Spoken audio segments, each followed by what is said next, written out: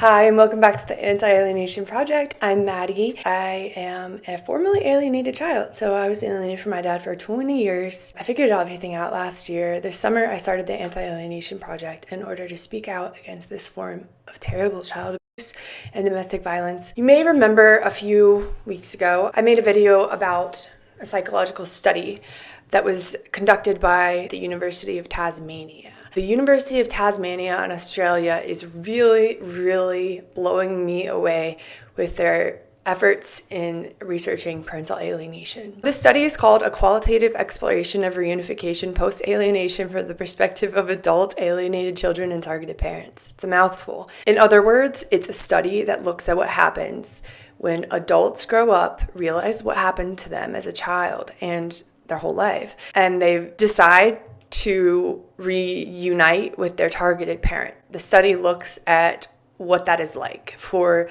both adult alienated children and targeted parents. In the first video I did on this particular study, I analyzed it and reacted to the portions that were involving the adult alienated children because that is my perspective. I asked you guys if people are interested. I will do the second part of the study talking about the targeted parents' point of view. I've gotten enough interest that I think it's worthwhile. I'll leave the link to the study in the description if you want to go ahead and open that study up to follow along. I'm going to start on page 7. Halfway through the page, it says targeted parent experiences of reunification. I think some of this information might be kind of hard for me to digest just because I have a lot of guilt still about the way I did treat my dad. But it is important to get this information out there, and you might be wondering, like, what would it be for you one day when you reunite with your child? So this is helpful information. Apparently, there were 12 targeted parents interviewed. There's really not much research on this voluntary reunification. So hats off to the University of Tasmania for even conducting this research. Good job. It says that there are 3 themes identified in the analysis. What is reunification? Factors impacting reunification, and life post-reunification. What is reunification? Targeted parents' definitions of reunification were varied. It says that targeted parents found that reunification is subjective. All targeted parents consider themselves to be reunified with their adult alienated children. However, the type of relationship and level of contact with their adult alienated children varied. I think this is to be expected. No 2 cases are the same. In some cases, the adult alienated children resided with their targeted parent full time. Some lived with their alienating parent, and some lived alone. Interesting. Contact between the targeted parent and adult alienated child ranged from daily to occasional contact. Okay. I will say that if the child is living with their alienating parent, I know that's going to interfere with the ability to reunite in a healthy way. Basically, the most effective treatment for children who are being alienated from one parent is to remove the child from the custody of that alienating parent. It's not too different for adults who figure it out or adults who are still being alienated from a parent. And my belief, my view, which is supported by a lot of experts' research, is that even if you're an adult, you still need to follow that protocol and get some separation, some distance from that alienating parent if you want to have a successful reunification with your targeted parent. The catalyst event. I bet this is something a lot of parents are curious about. What causes an adult child with parental alienation to have a spontaneous come to Jesus moment where they realize the truth? It says that all targeted parents reported that reunification was a decision that their adult alienated children made following a catalyst event. This is something I've spoken about at length. Similar to being in a cult, you're not going to question the cult and leave unless there is one or more trigger. I call it a trigger, but they call it here a catalyst event that makes the alienated child question their reality. 2 targeted parents reported that people in the adult alienated child's life prompted the adult alienated child to make contact. Wow. The prompting appeared to take the form of a person asking curious questions about the relationship or lack thereof with the targeted parent. That did not happen in my case, but I've spoken with others in my situation who they got into a new romantic relationship, for example, and their partner started asking them questions about their other parent and why are they so bad and why aren't you talking to them, and it got their head spinning and they started to reach out. Or you could have an aunt or an uncle who finally has enough and reaches through to that child and is like, listen, here's the truth. And if you're psychologically ready, if you have the emotional, mental development, cognitive development to be able to put your pride aside and question whether or not you've been believing the truth, yeah, that can be awesome. That can be a breakthrough. All you aunts and uncles out there, grandparents, I know that there's a lot of fear and you don't want to overstep, but when we're talking about child abuse, I think it's fair for some trusted, loving family members to try to get through to the child. That's my personal opinion. I know some people are going to disagree. Just my opinion. I'm not an expert. I only have my lived experience. One targeted parent wrote, "You just never know. It could be the flick of a switch that something can happen and it's a trigger." The trigger, in my case, was my son's mate. He said, "What's the deal with your mom? You never talk about her." And that's what triggered him. And he's like, "Well, why don't you go see her? Why don't you reach out to her?" Just as I was saying, that can be a very effective trigger. For another targeted parent, the catalyst for reunification was that parent being diagnosed with a degenerative disease. Other targeted parents speculated it was their age or increased independence, which prompted their contact. Yes, going to college, getting away, great. I have also seen that in other studies too, that they quote like a death in the family or a catastrophic event can be a trigger. Reconciling with extended family and friends. 5 out of the 12 targeted parents discussed how the adult alienated child reconnected with extended family and friends, and that was part of their reunification process. Targeted parents reported that the alienation extended to family and friends, but so did the reunification. One parent says, "She saw my mother for the first time in more than 3 years on Saturday, and she's seen her aunt. So gradually she's starting to see other people from my family and making future plans." That's really awesome and heartwarming. I love that. The next point they make is one that I can say is absolutely true from my own experience, is that reunification is a process. It's not the child and the targeted parent running to each other and embracing with a hug and suddenly everything from the past years or decades is erased. That's not how it works. It's a hard process. It's an emotional process. There's a lot of grief involved and fear involved.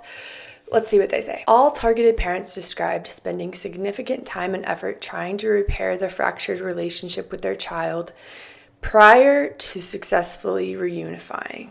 They described how letters, cards, gifts, emails, text messages, and phone calls were consistently unanswered for years before contact became reciprocal.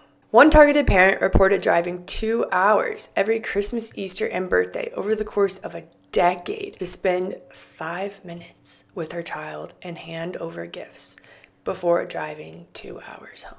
That's unconditional love right there. Some targeted parents spent years in the family court, accumulating significant debt in the process to no avail. Others described their child as being toward them during the reunification process. For 7 targeted parents, reunification after a catalyst event was immediate. For 5 targeted parents, reunification was a protracted process characterized by periods of reconnection and withdrawal by the adult alienated child. That is very interesting to me. Obviously, I think these experiences are very different. Protracted periods of contact and withdrawal, geez, that would be emotionally taxing, very anxiety producing for the targeted parent and the child. Geez, my experience is definitely the first one. Here's how I describe it. It's as if my alienating parent was an onion and the layers were falling off for periods of years, probably 5 years, maybe longer. The layers were falling off and I was learning more and more about the true person inside. But in the parental alienation part, it was a very sudden realization for me. It was super traumatic, kind of happened all at once. I did reach out to my dad. We spoke, and there was never a protracted period of reconnection and withdrawal for me. In my case, it has been reconnection, kind of like, I never want to lose this relationship again. I will do anything to keep this relationship moving forward and rebuilding what we lost. But, my dad has really welcomed me back. He hasn't held my actions over the years against me. He doesn't even hold any resentment towards me. And he does actively want a relationship with me, my husband, my kids, my family. So he has made it really easy for me to want to work for a relationship together. That's what I've always wanted.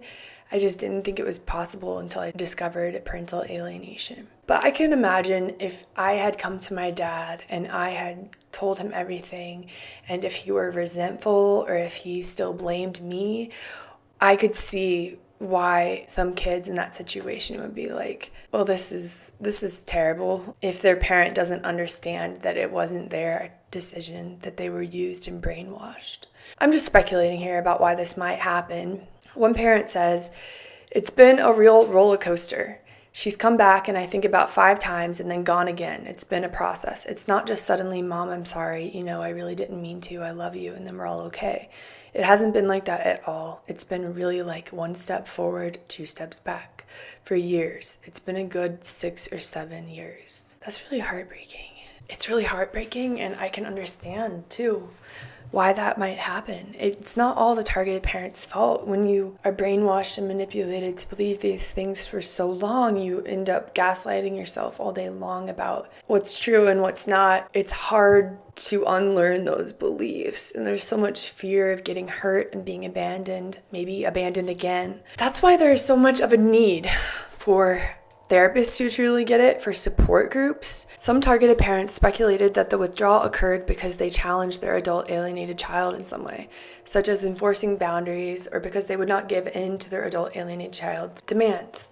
One targeted parent said that their adult alienated child withdrew because their child said they missed their siblings who still lived with the alienating parent. In this instance, the targeted parent said that the alienating parent prevented the adult alienated child from communicating with their siblings while they were maintaining contact with the targeted parent.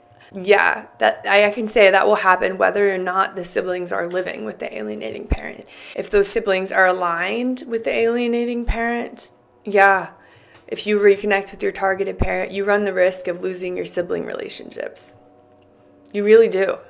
I'm experiencing this. I have experienced this. It's just mind-blowing because you would think that after so many years of having a difficult relationship with your parent and your siblings not understanding that, or your siblings wanting you to have a good relationship with them, you would think that when you finally do learn the truth and reconnect with them, you would think that your siblings would be happy for you. Factors impacting reunification. All targeted parents identified factors that impacted the reunification process. Apparently, there are 2 sub-themes that emerged.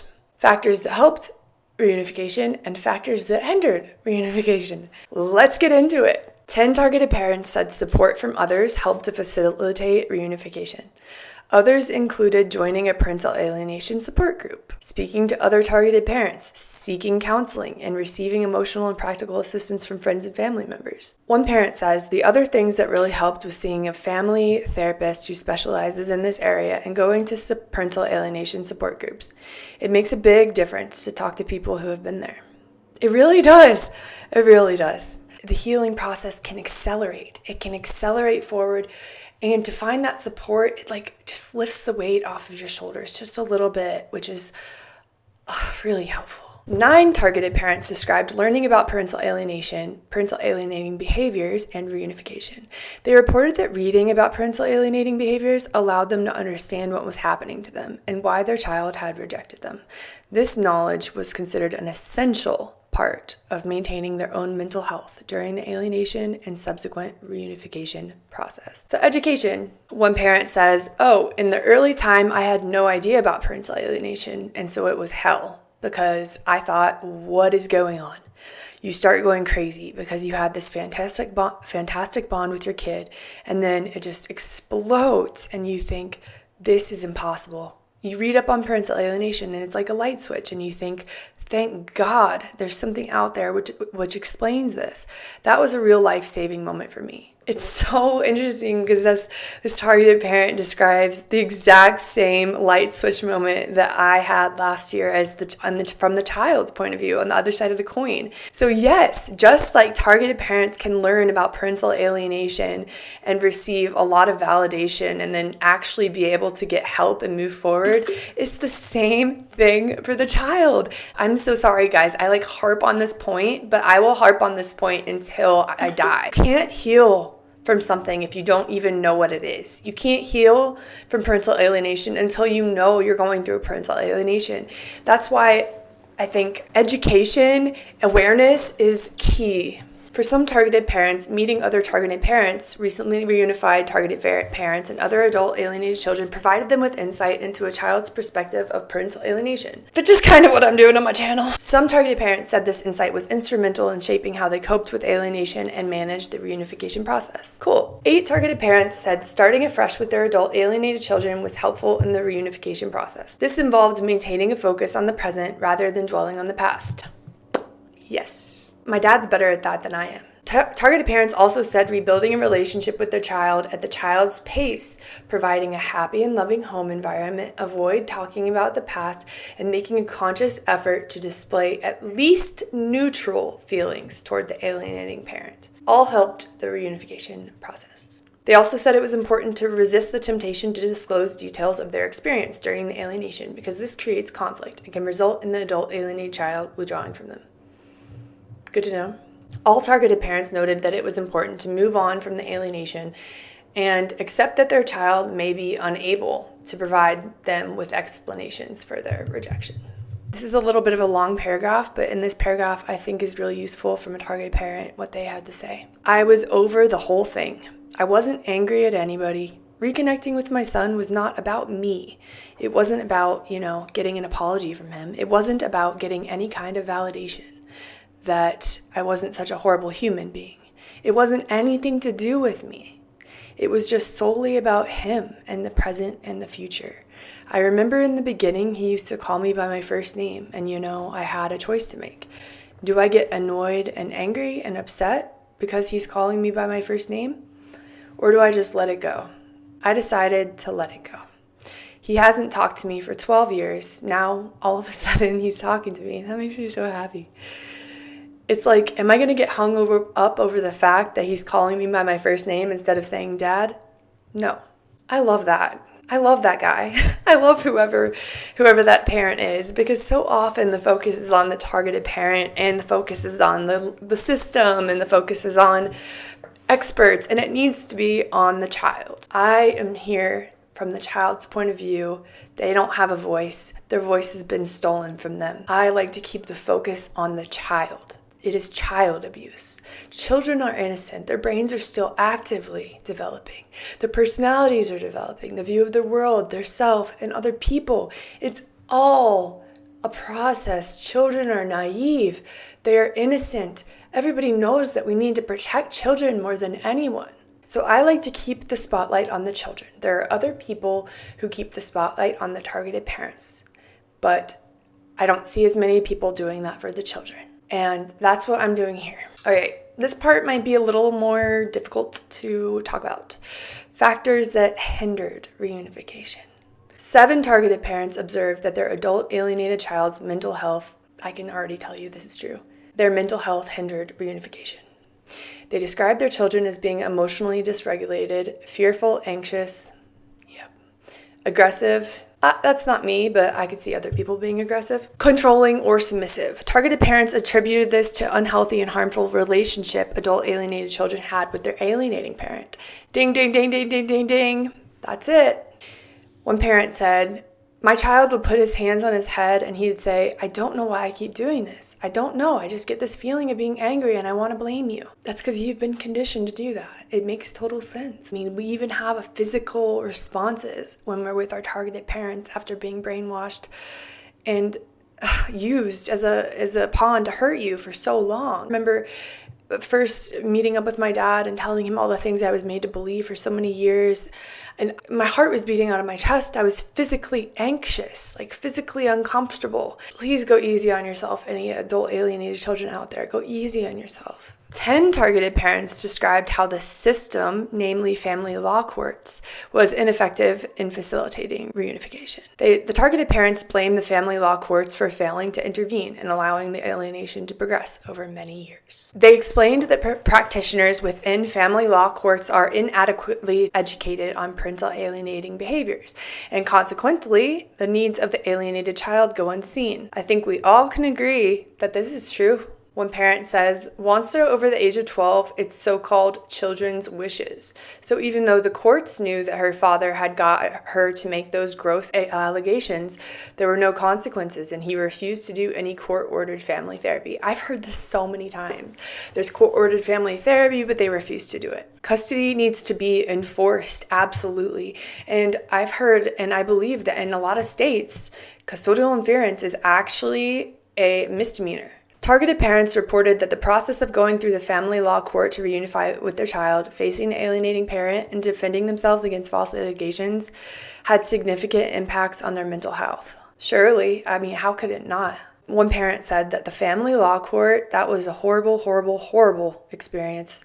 I really did want to kill myself going through that. I think I've got PTSD from that. I try not to talk about that. 7 targeted parents were still alienated from at least one of their children, which hindered the reunification process with the child who initiated reunification. These targeted parents described trying to cope with being a parent to their reunified child while grieving for their other children.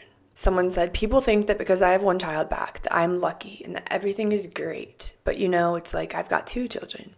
And I still grieve the same way I grieved when I didn't have both of them in my life. 5 targeted parents reported that their child's alienating parent continued to purposefully engage in parental alienating behaviors, hindering reunification. For the obsessive types, and the obsessive types that have delusions, they will never stop. They will never stop. It goes on to talk a little bit about life after reunification. And they talk about 4 sub-themes. Number 1 is feelings toward the alienating parent. All targeted parents expressed mixed feelings toward the alienating parent. These feelings included apathy, pity, fear, anger, and empathy. Whoa. Some participants reported disbelief that the person they had chosen to have a child with could inflict such harm upon them. 9 targeted parents reported that they did not speak about the period of alienation with their adult alienated child. They felt trepidation towards broaching the topic. This was reportedly because the adult alienated child continued to defend their alienating parent.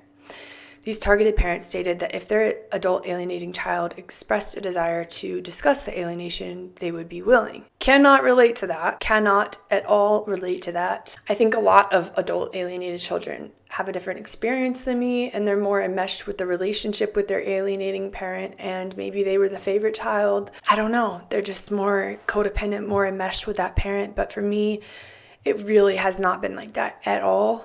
It has been actually the opposite. One parent says, it's kind of strange. Sometimes it's like the elephant in the room. One of the decisions I made early on, if he wanted to talk about it, I was willing to talk about it. But if he didn't want to talk about it, we weren't going to talk about it. Negative impacts of reunification. Oh boy. 6 targeted parents shared that reunification had negatively impacted their mental health.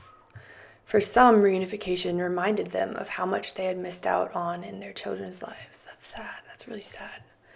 This goes for the children too. That's how I feel though too.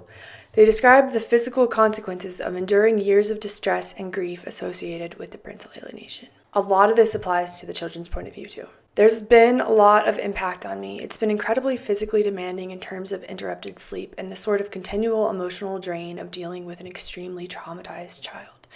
The whole process has felt a bit like being fried to death with my own cortisol. Hope my dad doesn't have that experience. Jeez, I try not to bring him down. Such hard stuff. 5 targeted parents also referenced the negative financial consequences of reunification. They described spending years in court trying to have a relationship with their children at great financial cost. Some described needing to cease work to take care of their adult alienated child full-time due to the child's experience of emotional and behavioral difficulties as consequences of parental alienation. One parent says, some of the big picture stuff is that I've had to sell the only home I've ever owned. I'm basically kind of destitute at retirement age, and that's basically because of having spent the last decade trying to protect my kids and spending vast amounts of money. That's really sad. The positive impact of reunification, this is a tiny, tiny, tiny little section. I would expect that section to be larger. It's not even a full paragraph though. 7 targeted parents referred to the positive impact reunification had on their lives. They said meaning had been restored in their lives. I feel more complete. I've got my sense of purpose back. I can mother him, cook for him, and do things. Now it's not just the cat and the dog. I've got my son. It's a part of having that purpose again, feeling like I'm a mom again. That's the hope for everyone. That's the silver lining. That's all they have for targeted parent section in the study, but they do have a discussion section at the end, which I think I touched on last time. I'll hit the main points. In the study, they found that the definition of successful reunification is that it's a child-led process. It says for the attachment bond to be strengthened, the adult child needs to have warm, involved, and continuous contact from the targeted parent. The need for the target parent to be a secure base and source of reliable comfort is essential during this process. The current study's findings suggest that the adult alienated children need to be in control of the reunification process for it to be successful. This may be because much of the parental alienation process is outside of their control. They add that these findings mirror literature on the importance of empowering survivors of child to take the lead in their own recovery. It also says that if the adult alienated child and targeted parent are unable to manage their trauma reactions, their capacity to build a trusting relationship will be hindered. But the results also suggest that if the targeted parent can provide a secure base and the adult alienated child is ready and able to receive it, trust and co-regulation may be possible. It appears as if targeted parents are avoidant, reactive, and past-focused or confrontational in their communication. Trust cannot be built, and the reunification process is hindered. That's good to know.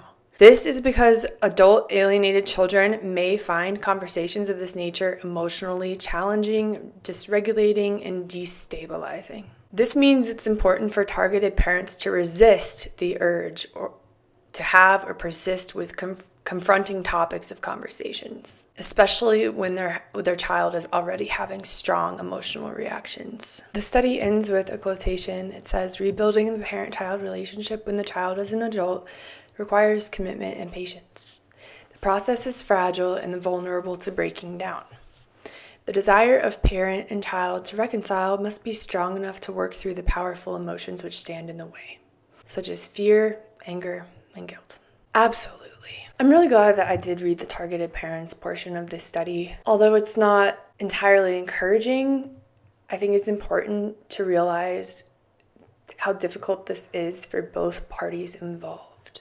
I also enjoyed reading this study because some of what they describe, I can see how it happens in certain ways, but there are some differences that I can see in my own experience. And I think it comes down to the child's relationship with the alienating parent, the child's willingness to kind of start with a fresh set of eyes, and therapy. I mean, my therapist has helped me so much to challenge my long-standing beliefs about my dad. Also, just emotional support. If I were still in a relationship with my alienating parent, I know that my relationship with my dad would not be where it is today. I know that. There's a lot in this study that mentions that the alienating parent can really disrupt the reunification process. I have learned a lot. I hope that you guys got something from this video, learned something, or had some insight somehow. If you enjoy these videos where I talk about research and kind of go through the research blindly and react to it, let me know, because I like doing this and I think it does provide some value. It's a way to digest the information without having to sit down and read the study. I just want to say thank you so much to the University of Tasmania for conducting this excellent research.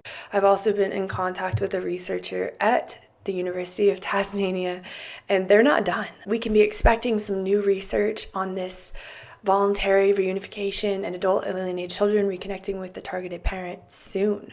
Apparently there's going to be some groundbreaking stuff released in this new research, and I'm so excited to read it, cover it, and spread this information around because people do care. People do care. It feels like I'm getting a big hug when I find out that people actually care about the kids going through this. Thank you for watching this video. I hope that it's helpful in some way. If you liked this video, please subscribe to my channel, share the video, like, and comment, all those YouTube things. Comment below if you're a targeted parent. what you think about this video. If you have been in reunification with your child, does any of this resonate with you? If you're an alienated child, comment below as well. Does any of this resonate with you? How has it been for you to reconnect with your targeted parent? I also want to mention really quickly that the Anti-Alienation Project is on Twitter, Instagram, TikTok, and Facebook. So I've expanded to all these platforms to try to reach through to the kids, because I think casting a wider net can help. If you're interested in following on any of those other platforms, follow along. I share different things on different platforms sometimes. I really appreciate your support. I hope you guys have a great day.